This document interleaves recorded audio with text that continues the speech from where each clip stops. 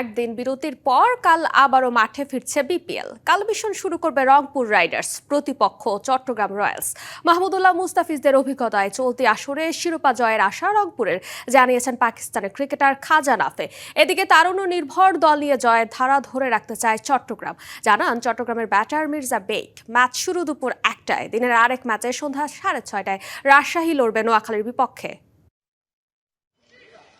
অবশেষে BPL mission শুরু হচ্ছে রংপুর রাইডার্সের। অন্য 5 দল যেখানে একটি বা দুটি করে ম্যাচ খেলেছে, সেখানে রংপুর শিরোপা জয়ের লক্ষ্যে নামবে সোমবার। প্রতিবছর শক্তিশালী দল গঠন করলেও 2017-এর পর থেকে শিরোপা অধরা রংপুরের। চলতি আসরে চ্যাম্পিয়ন হওয়ার প্রত্যাশা ক্রিকেটারদের। মুস্তাফিজ, মাহমুদুল্লাহ লিটনদের নিয়ে বড় স্বপ্ন সতীর্থদের।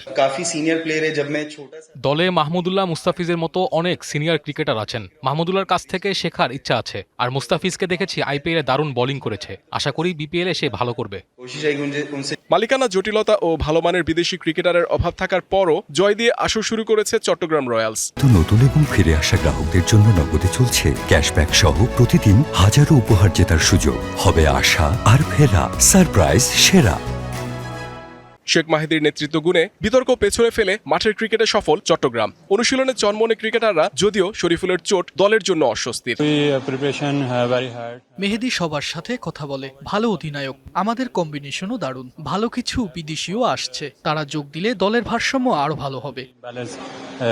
জয় দিয়ে শুরুর পর ঢাকার কাছে হোঁচট খেয়ে অস্বস্তিতে রাজশাহী। শান্ত তানজিমের পারফরমেন্স নিয়ে প্রশ্ন উঠলেও তাদের আগলে রাখছে টিম ম্যানেজমেন্ট। দলের আত্মবিশ্বাস ফেরাতে নোয়াখালী ম্যাচে জয় চায় রাজশাহী। আমি আশা করি না যে এরকম একই উইকেটে 4টা ম্যাচ হবে। আমি যতটুকু জানি যে একদিন একটা ম্যাচ হলে পরের দিন আরেকটা সেম নতুন উইকেটে হয়, বাট এটা হয় না কারণ আমি জানি না। বাট এটা একটু টাফ যে কোনো ম্যাচ যে কোনো টিমের জন্য। টানা 2 হারে বিপর্যস্ত নোয়াখালী। ম্যানেজমেন্ট কোচিং স্টাফের দ্বন্দ্বের সমাধান হলেও মাঠে স্পষ্ট পরিকল্পনার ঘাটতি। সিলেটের বিপক্ষে ক্লোজ ম্যাচ হেরে বিপাকে ফ্র্যাঞ্চাইজিটি। রাজশাহী ম্যাচে নোয়াখালীর বড় চিন্তা দুর্বল top order. Mohammad Nazim, DBC sports desk.